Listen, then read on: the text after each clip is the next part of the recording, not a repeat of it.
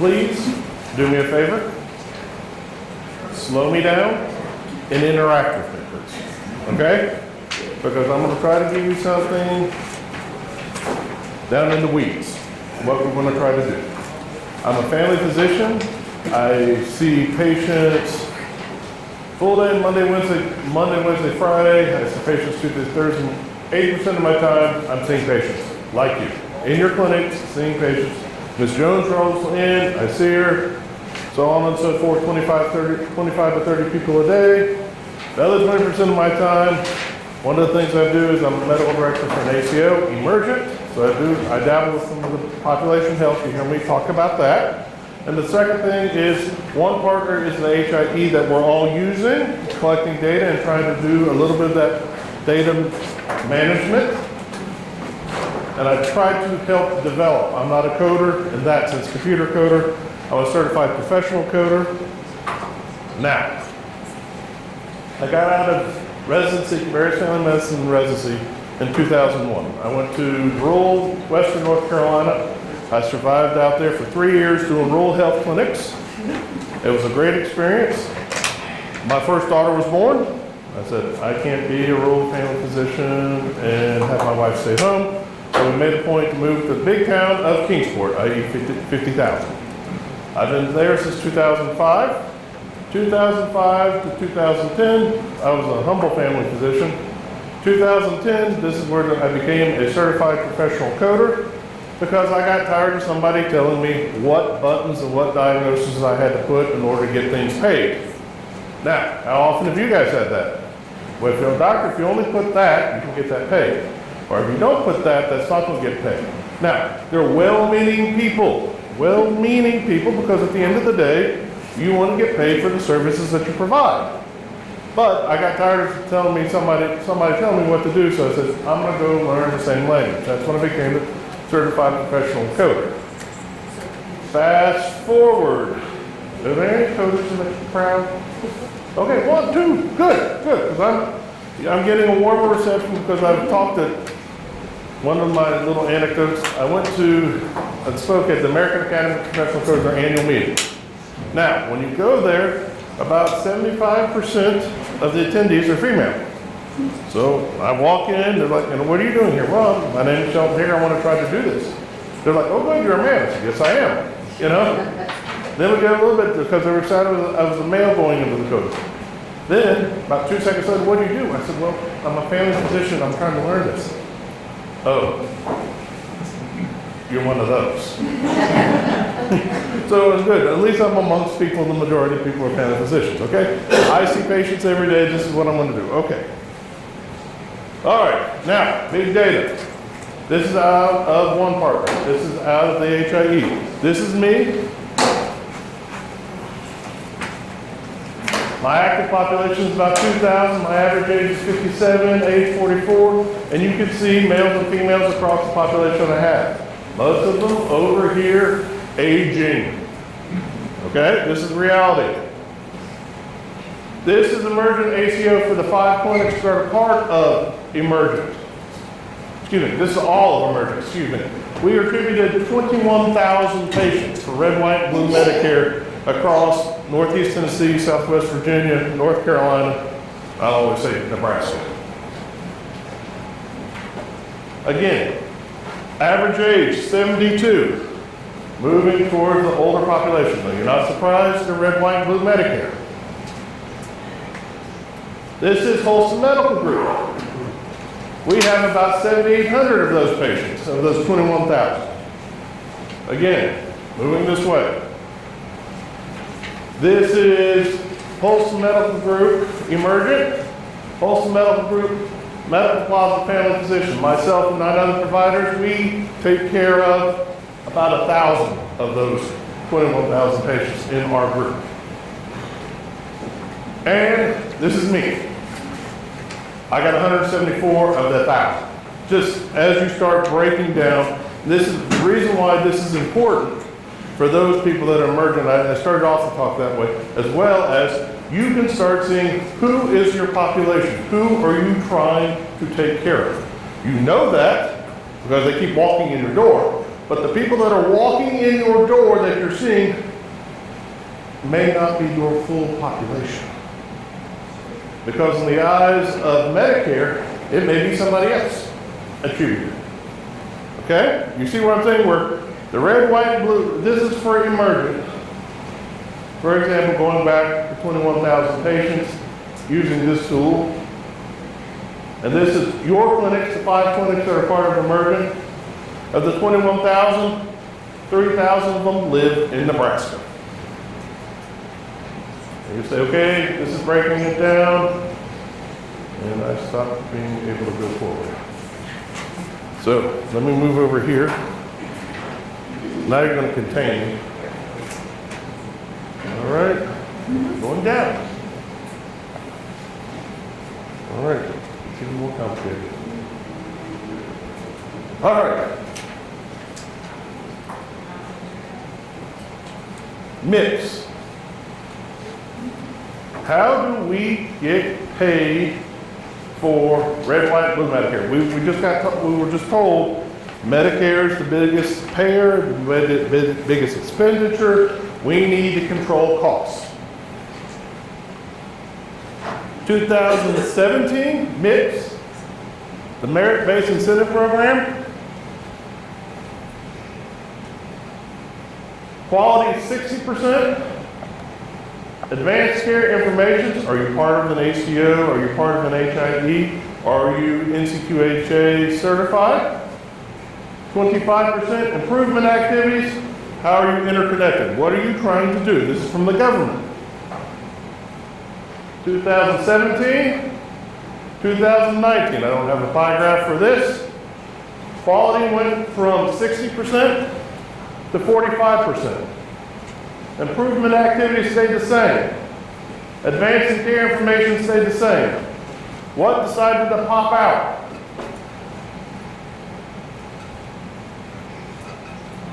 Spend, cost. So we as a group are being responsible and accountable for our patients' costs.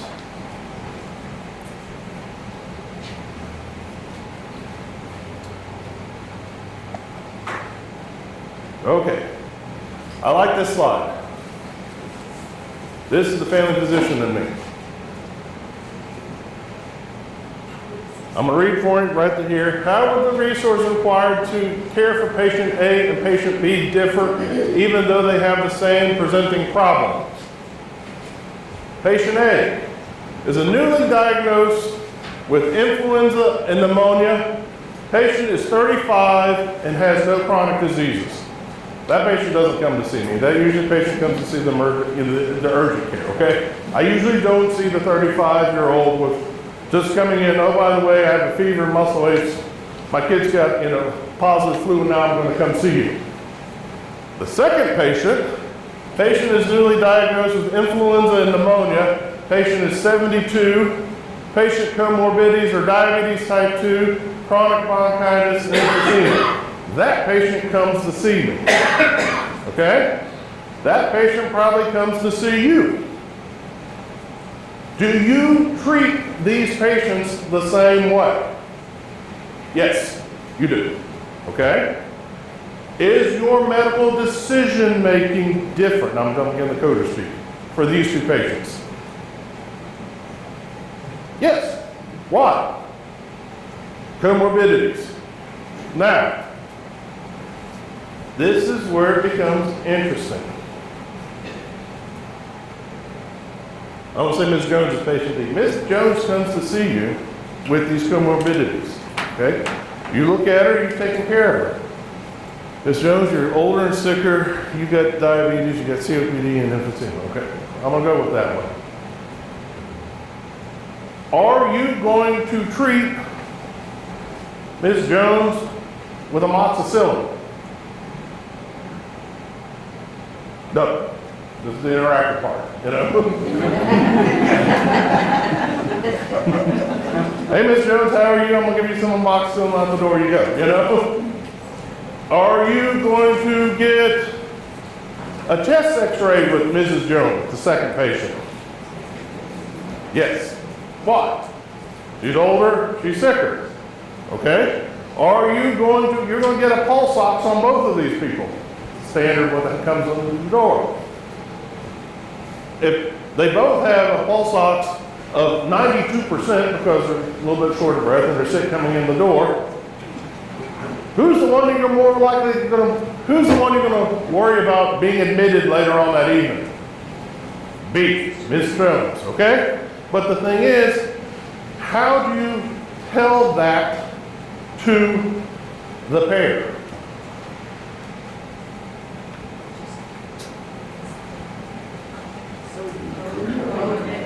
Coding comorbidities, okay? All right. Is it enough, and this is very important, okay? Is it enough to dictate it in your EMR respectively or your note that you walk into that we're so efficiently? You can probably have a 5-page note on Ms. Jones right there. Okay? You probably have a 5-page note on this, probably about a 2-page note on that one with the EMR, okay? But when it comes down to selecting the code, how's the payer going to know that this patient is sicker than that one? What's on the claim? Okay? If you don't have those comorbidities that affect your medical decision making on that note going on that claim, they're going to seem to think that person's the same patient. Okay? Because, cover that up, they are. If you don't diagnose and consider it, but the thing is, in your clinics, you are considering those comorbidities. Okay, this patient's 72 years old, 35-year-old, I'm going to change a little diabetic, but if that person's got an A1C of 11, by goodness, I'm really going to, or if that one's got, are they just on Provenal or are they on Symbicort, are they on oxygen? Okay, that's how you paint the picture. That's how you inform the government. But the thing is, you'll hear me over and over again, you have to get it out on the claim. Because if you don't get it out on the claim and it doesn't go through the practice management system, those patients could look exactly the same. And there's clerks up there that are data mining and they're going to say they're exactly the same. So the thing is, if that patient, the illness of the patient, you have to paint the picture.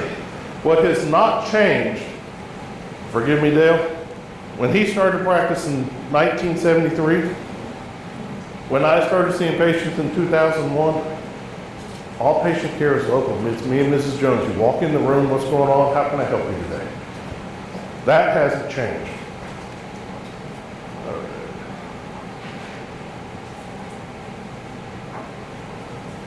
All right. This is CMS, okay? But the same thing could be applied. There are certain diagnoses the government has decided that if the patient has this condition, they're going to predict that they're going to cost more the following year, okay? It creates a budget for the next year. Now, in your EMR systems, do you have an HCC designation beside diagnosis codes? Some? Okay. Pay attention to the third talk because the third set of slides today will be a whole bunch of conditions with HCC codes, okay? So, this goes back to, forgive me, one of my favorite quotes from Tommy Lee Jones. I'll clean it up. Men in Black Tooth. How the heck am I supposed to know what I don't know? If you don't have a designation of that HCC code, it's going to be hard for you guys, for anybody, to do risk-based medicine. Try to predict and tell the government this patient's sicker. Because if one ICD-10 code looks the same as the other, doesn't carry that weight, they're not going to know. We're going to go to that. All right, but for Medicare Advantage, CMS reimburses Medicare Advantage, Blue Cross Blue Shield, or Humana in my neck of the woods, on the status of their health. Risk adjustment data is pulled from the diagnosis codes reported in the claims. Goes back to that. And the medical record documentation collected from physicians' offices, hospital, and outpatient settings. What do they see? They see the claims. They don't see your EMRs. They see the claim. I keep coming back to that. All right. Excuse me. Yes, sir. Can you explain what an HCC code is? Okay. An HCC, yes, sir. Another condition that they have? It is a particular condition that CMS has designated that's going to cost them more money the following year. COPD, diabetes, which is, I'm going to get into it. The best way I'm going to do it, I'm going to give this example a little bit later, okay? Do any of you have patients that smoke? I do too, okay? They come in, they've been smoking for 10 or 15 years. You know they got COPD, but you're not ready to put that on the record for whatever reason, okay? But they want their inhaler all the time so they have the smoker's cough.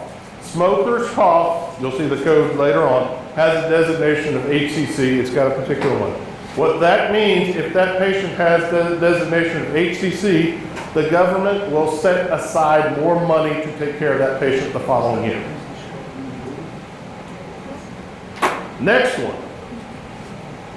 as we go through that spectrum. I got a patient, chronic bronchitis due to their smoker's cough. That has a designation. Again, it will designate that to the government. It's going to be more expensive. COPD, you see where I'm going with this? And then if your patient has chronic oxygen, it's chronic respiratory failure. That's another way. Again, smoker's cough, chronic bronchitis, COPD, chronic respiratory failure. As we go along that spectrum, as that patient gets sicker, that's the way we can tell the government, okay? Because we're about to be responsible stewards.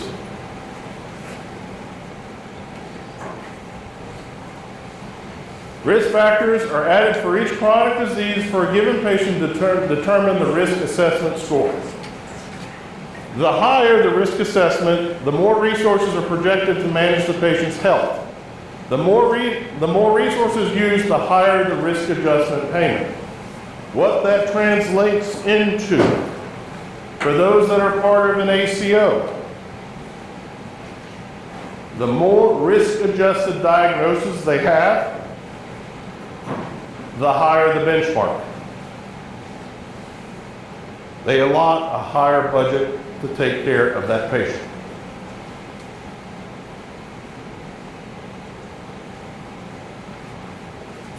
All right, there's more than one risk adjustment model. There's MA, Medicare Advantage. I understand there's not much penetration out here for that.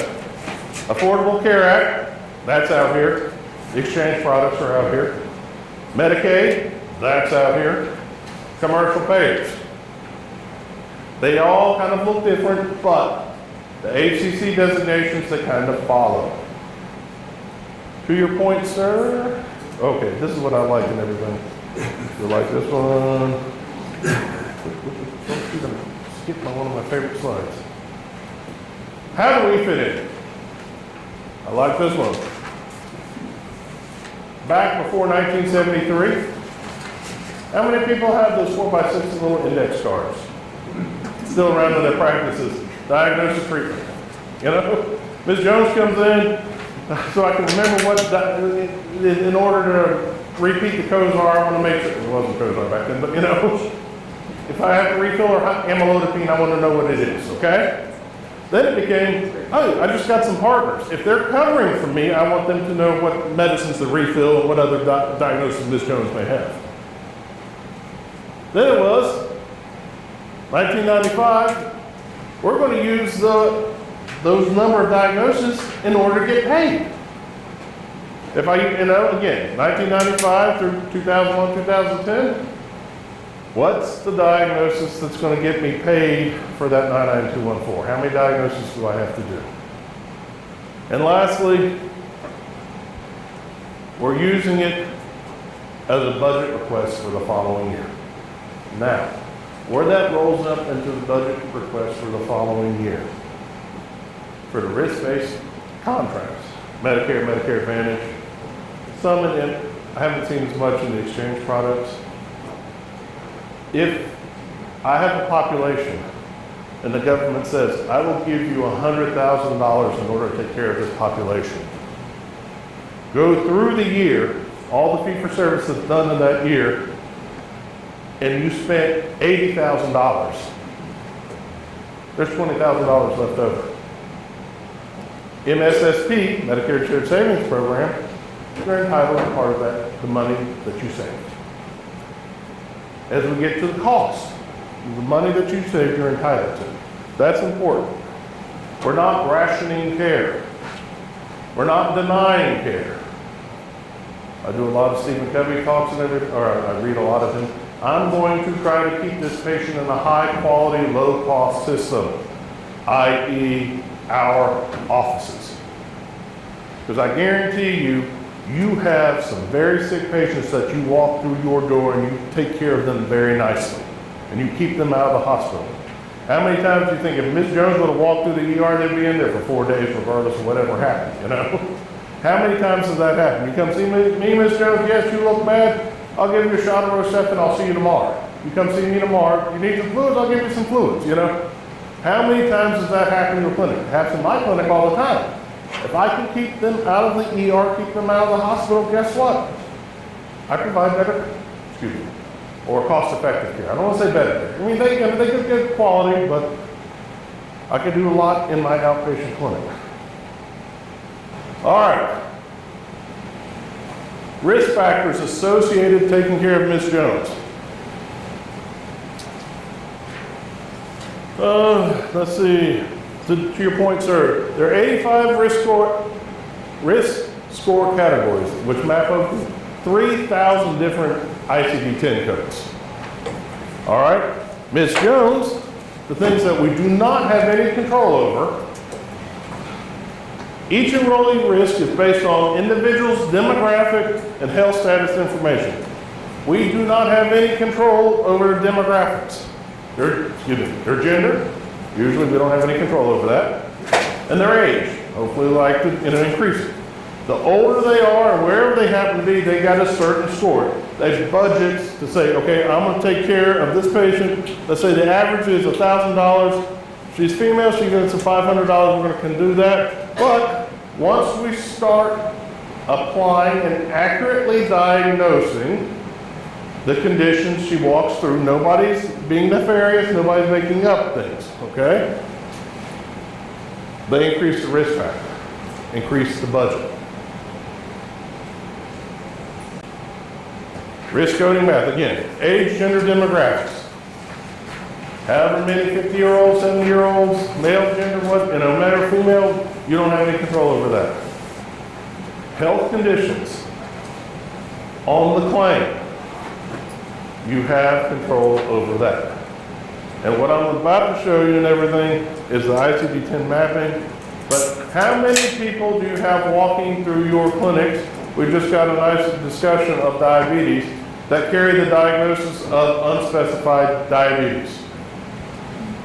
252. You know, it's easy. The unspecified diagnosis of diabetes used to be in what I used to call the routers, and when people have been walking around. At the end of the visit, you start marking the diagnosis, you know, what they have. Usually unspecified diabetes, unspecified hypertension are right there. Okay, you do that, you're cheating yourself, and you're cheating the patient. Because HCC codes, I stole the slide from somebody, but again, 9,500 ICD-10 diagnoses that are mapped to them, 79 categories, ranging from one, top of it, I think we can all agree if you have HIV disease, you're pretty sick. Okay? Coming down here, this is more the acute phase, you're sick, but if you have a ST elevation MI involving left atrium, okay, you're sick there as well. All right. Trumping. When two related conditions are diagnosed in the same year, only one is counted in the risk adjustment factor. The coders will do this, okay? Meaning,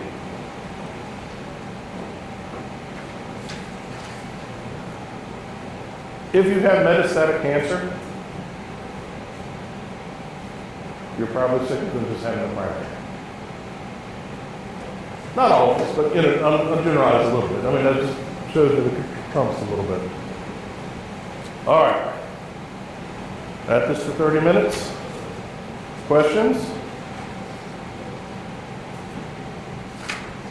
I going too fast? One of my people tell me when I get excited about things, you can tell I get impassioned about it. I start clipping off the ends of sentences. If I start doing that, please let me know, okay? That's kind of vague. Just a question. Yes, sir. That's kind of vague. Is this code of water offices may drop some? One of the things, for example, I sold this slide, but a diabetes with with comorbidities, like a chronic complication, diabetes with nephropathy will trump diabetes, unspecified diabetes. Does that make sense? That was where I wrote this question down. So when that education goes to the ophthalmologist, they diagnose diabetes with actually Yes. They still write diabetes. Yes. That's it. Yes. Yes. So that's two different locations. Same. I hard to believe that the CMS can navigate that. What will happen is the payer, CMS, will get both of those codes in the designation. The risk assessment will happen centrally. They follow the same sanity that has to be diagnosed 2 or 3 times before it's actually diagnosis. No. The sanity they follow and everything is it has to be diagnosed once a year. It's not so. That's not insane, but I mean, it's kind of, if you think about it, it predicts the budget for the following year. I always like to say the grand thing, December 31st, all my diabetics get healed, my COPDers get healed, CHF gets healed, amputations grow back, you know. So you have to have it done in the same calendar year for it to be predicted for the next. What is the logic that because some payers have it has to be diagnosed to maybe next year 3 times? All right, this is me looking at the man behind, like the Great Oz, you know, the man behind. It's because they have a rolling 6 months. We want Humana, they do their RFs, their risk scores based on a rolling 6 months. So they want to make sure you have it in the first half of the year, they want to make sure you diagnose in the second half of the year. It's a payer-centric phenomenon, but it comes from CMS where it only has to be done once. So, you know, if you can get the diagnosis codes in there at least once a year, that's all they're looking for. Yes, sir. I'm trying to make sense of this. If you say it's got to be on the claim. Yes. Take your diagnosis of Mrs. Jones. Right. She comes in with bronchitis. Yes. But she has 5 or 6 HCC diagnoses. So you put down the main reason she's there. Yes. And then you list all of these other HC things that comorbidities that she has on this claim. Yes. Because it may affect how you manage that person. Yes. Okay, next week she comes in with her eczema. Yeah. And she's still got all these diagnoses, so you treat her, and now you have to put all these HCC diagnoses for her eczema. And then next week when she comes in with her runny nose, my question is, you have to add all these diagnoses to each claim each time she comes in? No. Depending on what? No. What EMR, what electronic medical record system do you use? Allscripts Pro? Yeah. Or Enterprise, okay. One of the things that you see and this is a feature that we have on ours, and I've trained my docs and everything, if the diagnosis has not been sent out on the claim yet that year, nobody's assessed it, it's red. If it has been diagnosed and assessed that year, it's green. Okay? That's one of those things, how the heck am I supposed to know what I don't know? You know, that might be a tool that you might look into for pro. Does that make sense? Because no, you don't have to have, to your example, you don't have to do it every time they come in. But if they come in and they're sick and it affects your medical decision making, I would say yes. Does that make sense? Once you have to document that, Okay, just list the codes, right? I'll get that. I'll get there in a second, okay? But to your point, sir, you have, again, in your records, you got unspecified diabetes. I'm not going to depend on the ophthalmologist to figure out that her, HCC. They're not into this. But If I have a record that says that person's got diabetes with ocular manifestations, I'm gonna put that on my problem list. And to your point, the ones that you have to assess, okay, I'm getting ahead of myself, have you heard the meet criteria? Okay, in order to get it on the claim, it has to meet the criteria of monitor, evaluate, assess, or treat. I'm gonna get to it here. But kind of think of the meet, okay? Monitor, evaluate, assess, or treat. Your treatment of that diabetic patient with ocular manifestations. How many times you're going to get in to see an ophthalmologist at least once a year, right? They're managing it. Diabetes, ocular manifestation, sees ophthalmologist once a year. Both in your history as well as your, it doesn't have to be assessment, but you have to meet. All right. Again, the list. I'm sorry I beat that one. This is my trumps. Diabetes without complications has a risk score of 0.118. Diabetes with chronic complications has a risk score of 0.368. With a population your size, that can mean a lot of money and budget, okay, to take care of the patients. Now, one of the things that I always got into, and I have to confess, was if my diabetic has chronic complications, they have diabetes, their A1C is 8. The last time I've done a complete metabolic, last 3 times I've done a complete metabolic panel on them, their GFR was 55, okay? GFR is less than 60 is CKD3, correct? So that all of a sudden that patient now is diabetes with nephrology, kidney renal manifestations, correct?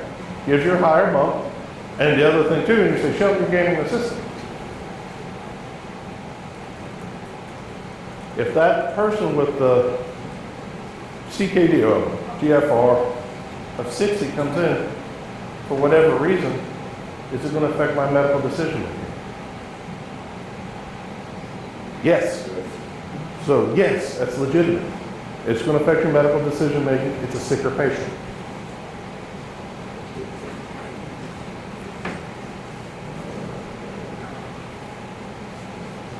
Conditions, combination of conditions that increase risk. If you have an immune disorder and cancer, they add up to a higher risk. They give you a higher score. Congestive heart failure and diabetes.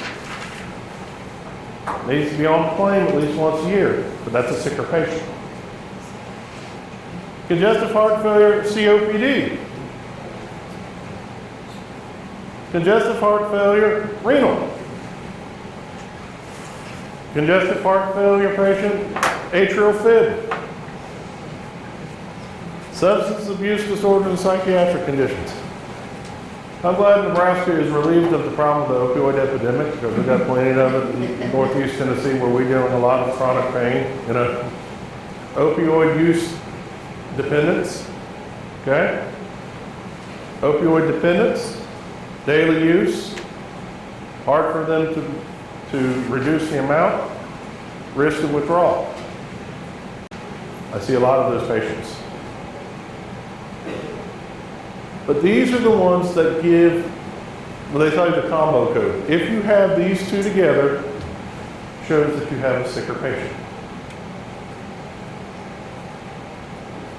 Doesn't have to be on the same claim every time. It has to be on the claim in the calendar year. All right? When you have that patient in front of you, when you look at that problem list, wherever you are, I always like to say this back in my own office and everything like that. We're multi-specialty. I said, I don't care if the patient has any of these conditions and everything like that, it's going to affect your medical decision making.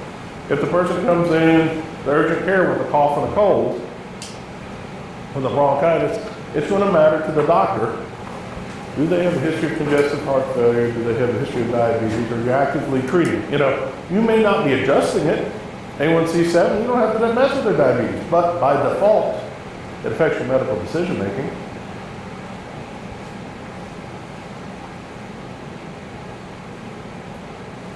All right, the greater number of the HCC payments will also add additional risk. Government says if you have greater than 4, they're going to give you a little bit more money to take care of the patient.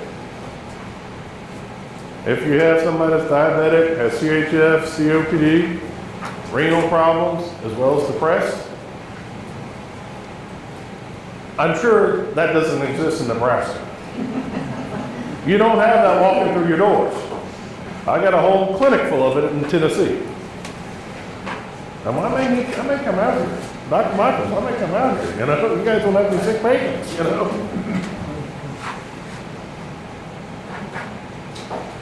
Meet it. Monitor, evaluate, assess, repeat. It's not enough. I mean, this is one of the things that they found out when people went to the EMRs and light it up and everybody gets a 99215, you know. I argue with that a little bit.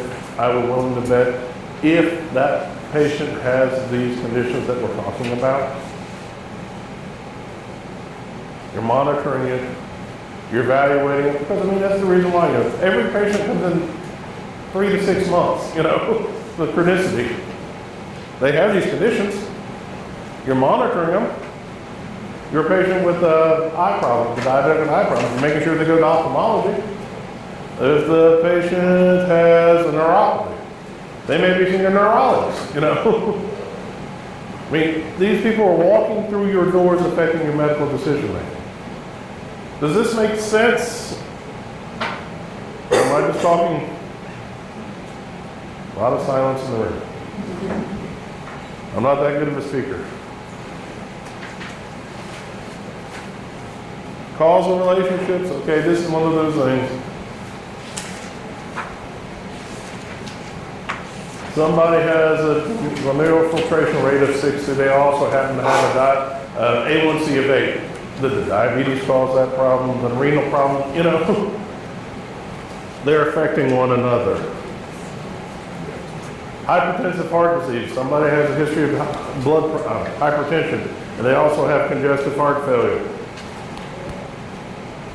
If the person's obese, morbidly obese,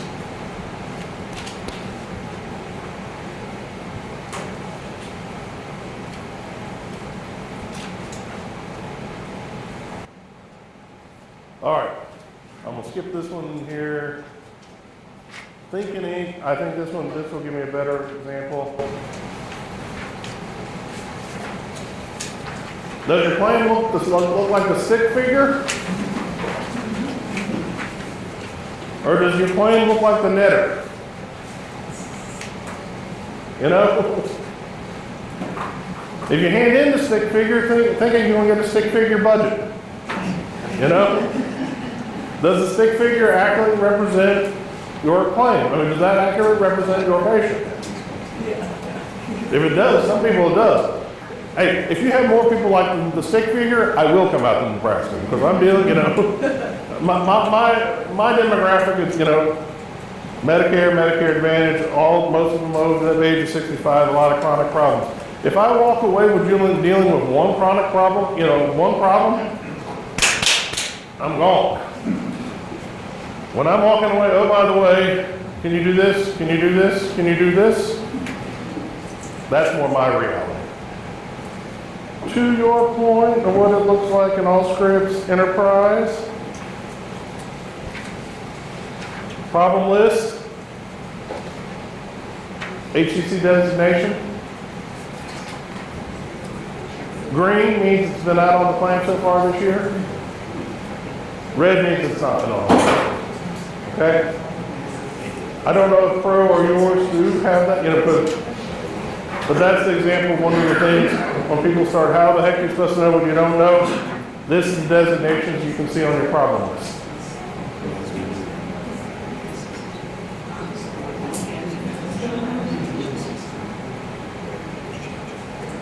Questions, rumblings, hunger?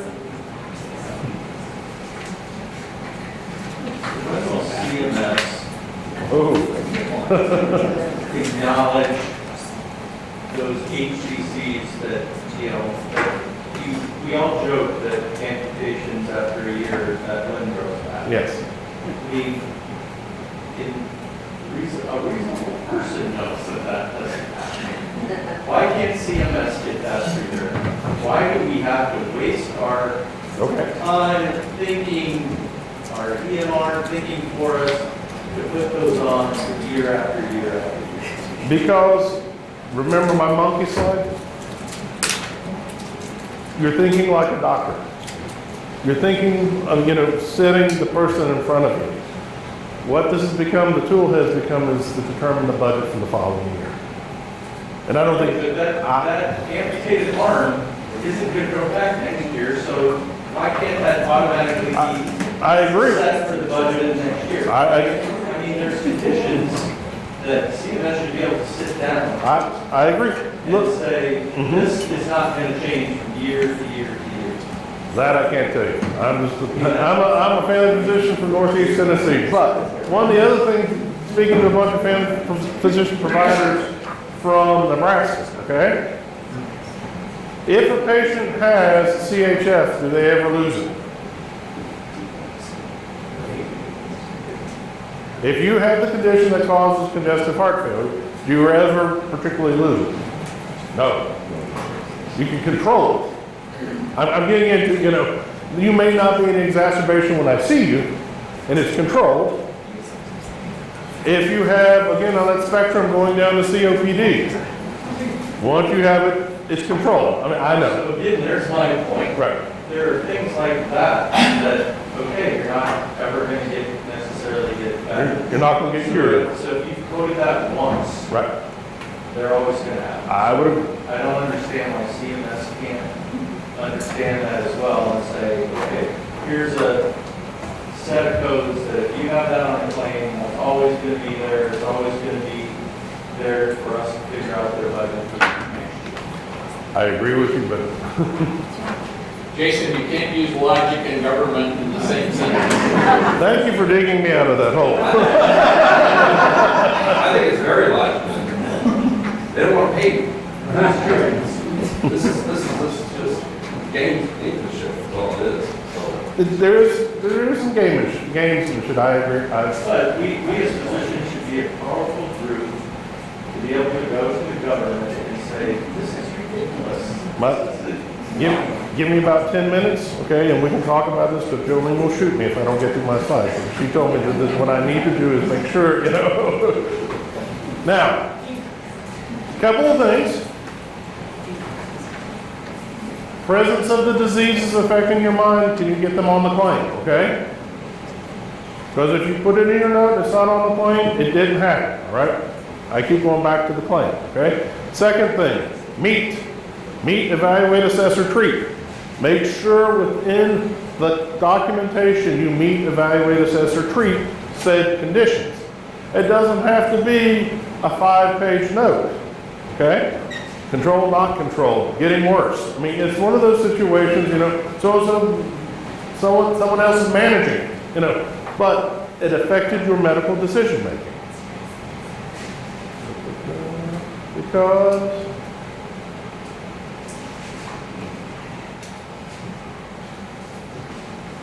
again, this talks about MA plans. Gauges the risk a healthcare plan member will incur in the medical expenses above or below an average over a defined time period, i.e. the year. Assets financial forecasting of future medical needs. This is the reason why the government's going down this road. Again, not just for MA plans, it can also be done for exchange as well as regular red, white, blue Medicare.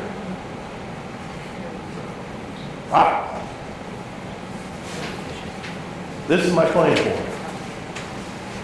Enterprise has it such that I could see it. These are the diagnoses that I dealt with in my notes. These are the diagnoses I got out on the claim. Okay? This goes back to you've got to make sure it gets out on the claim. I know I keep telling you that. I'm sorry, I mean, we're done. It's one of those things. Because I guarantee you, Dale's told me, you guys manage your patients well.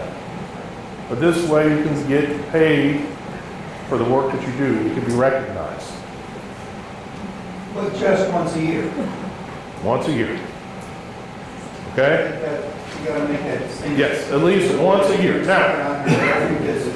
it doesn't have to be on there every visit, but at least once a year. If it's Blue Cross, it's twice a year.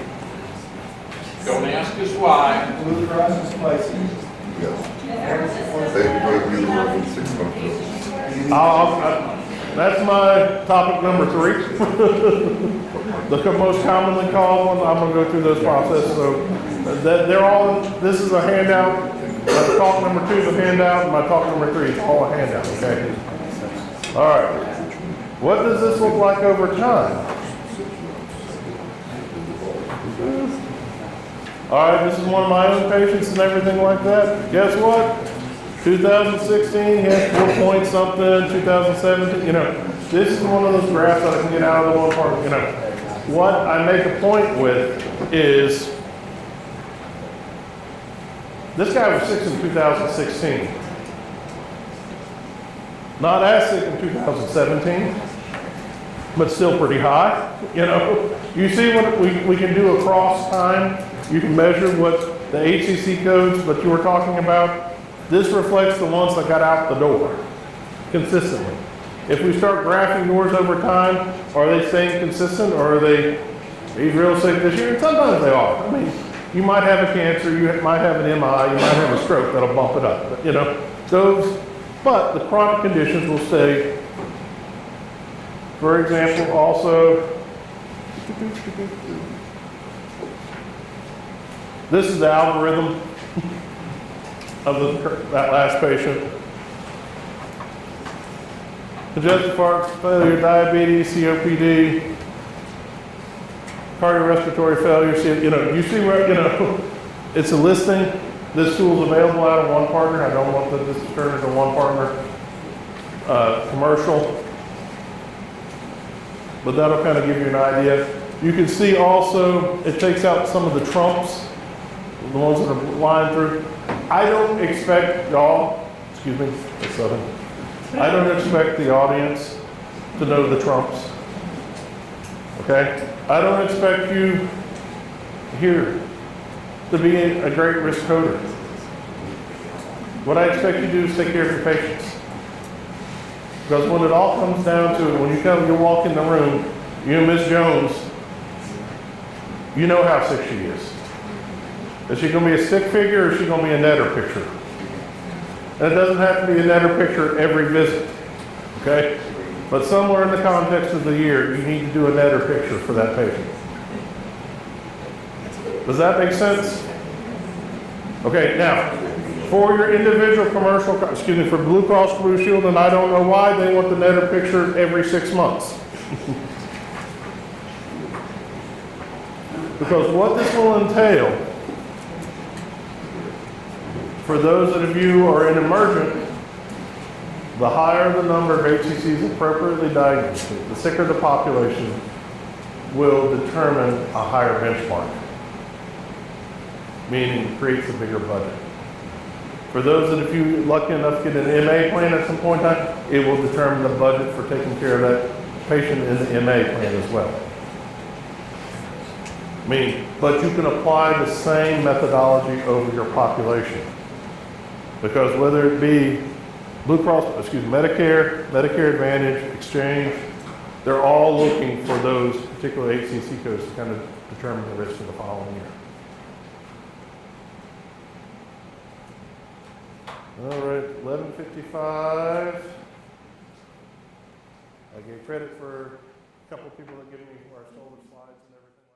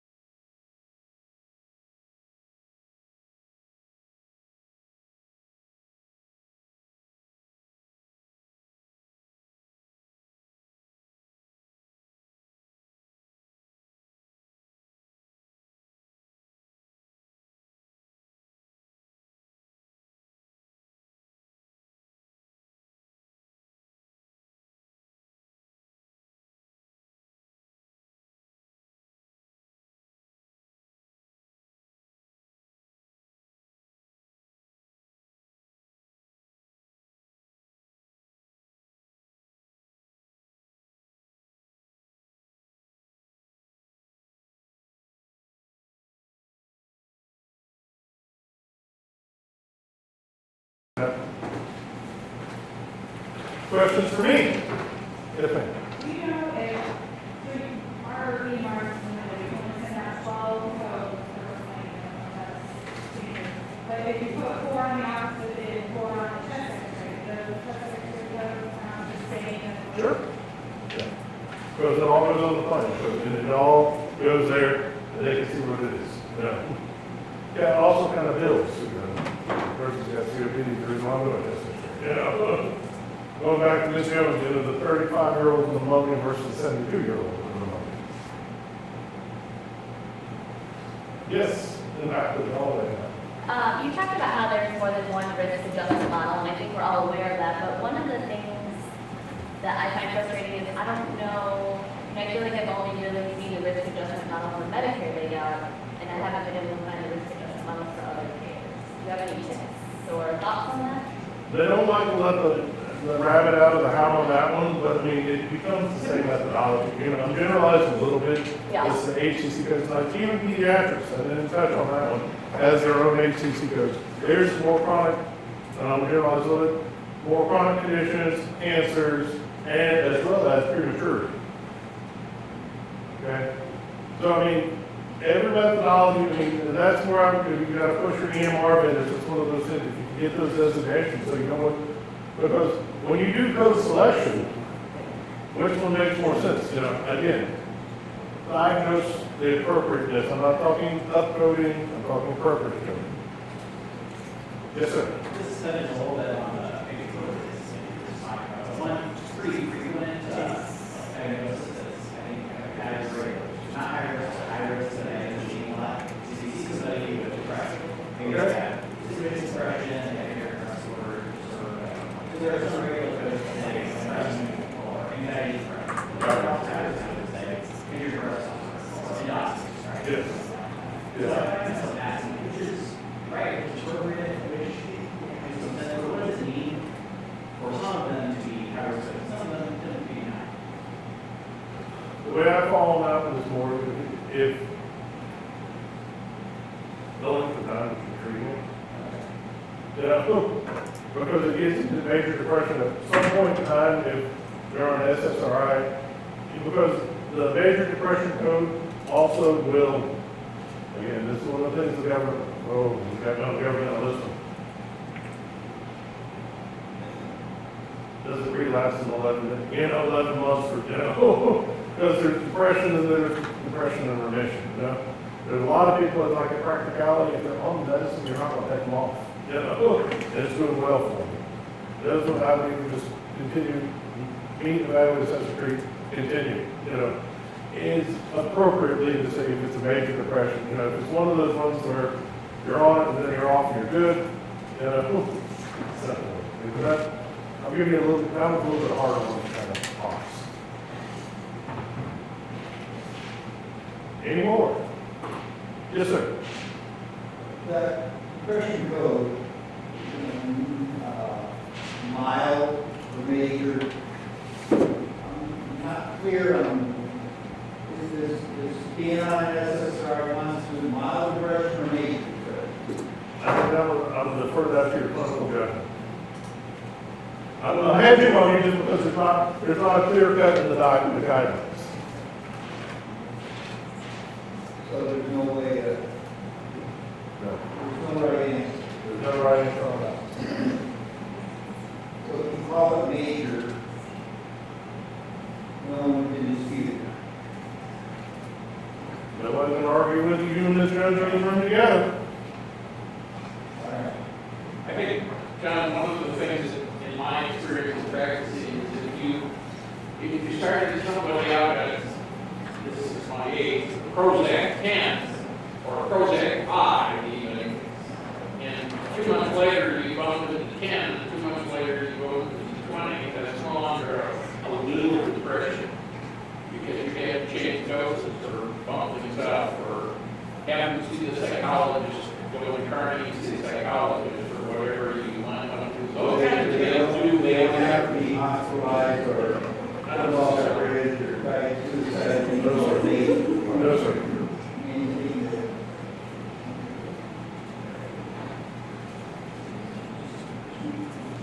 All right, 11:59. 9, one more minute, I want you to get on lunch.